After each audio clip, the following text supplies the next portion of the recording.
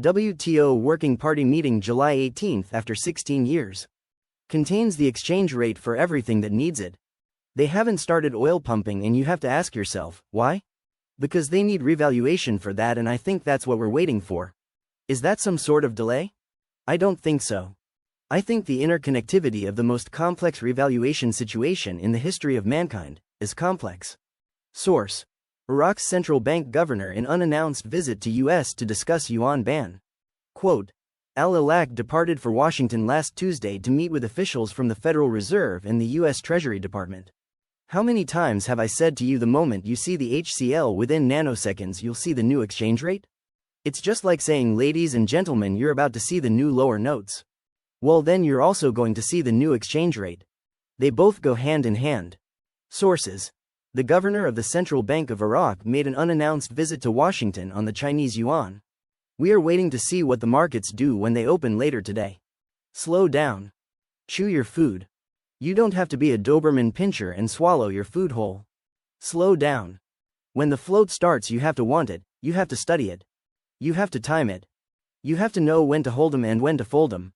The transparency provides a real-time reporting on the FIDR platform can also enhance market confidence in the Iraqi dinar.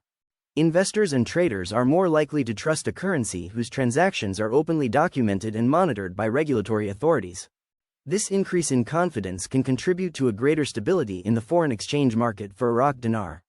Higher levels of activity transactions being reported on the FIDR platform can indicate a vibrant and active economy.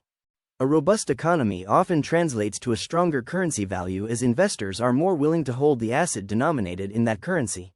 This is good news, but again, you guys stay grounded. Sandy bye. Every day there's more and more good news coming out of Iraq. This is great news. Slow down. Chew your food. You don't have to be a Doberman Pinscher and swallow your food whole. Slow down. When the float starts, you have to want it, you have to study it. You have to time it. You have to know when to hold 'em and when to fold 'em. This is big. Article quote: According to the latest data that is available, transactions through the central bank electronic platform have considerably increased, with daily transactions reaching $200 million, which is consistent with the size of Iraq's economy. This marks a substantial rise from 0.2023 when transactions were around $50 million per day. That's a huge increase of $150 million. This is right on par with Iraq's economy, but the fact that the transactions have increased is a big plus for people investing in Iraq dinar. The FIDR. It's a transaction activity platform that's interesting because they are exchanging and trading funds that come under the category of cross-currency swapping, and they are including now the Iraqi dinar. Why would you, Mr. Country, whoever you are, why would you want to be involved with the Iraqi dinar? Why would you want to do any type of transaction activity with the FIDR when you're dealing with a currency that has no value? Obviously there is a value. Obviously they know more than we know. This currency swapping is a very significant thing. In talking to my CBI contact, I was told there is a master plan they are following to get to the reinstatement.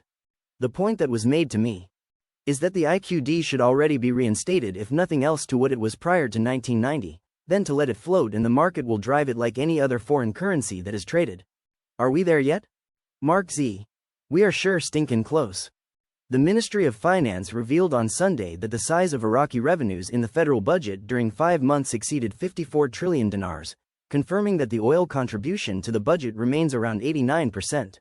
Shafaq news agency followed the data and tables issued by the Ministry of Finance in July for the accounts of January, February, March, April and May of the current fiscal year, which showed that oil is still the main resource for Iraq's general budget, reaching 89%. Indicating that the rentier economy is the basis of the country's general budget.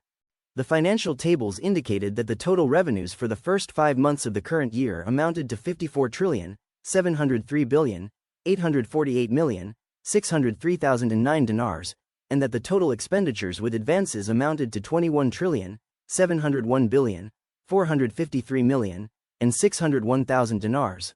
According to the financial tables, oil revenues amounted to 48,455,060,000,000 and 171,000 dinars, which constitutes 89% of the general budget, while non-oil revenues amounted to 6,788,431,000,000 and 731,000 dinars. For his part, Economic expert Mohammed Al-Hassani said in an interview with Shafaq news agency, "The economy that depends entirely on oil is a country covered in a false cover and exposed economically and socially."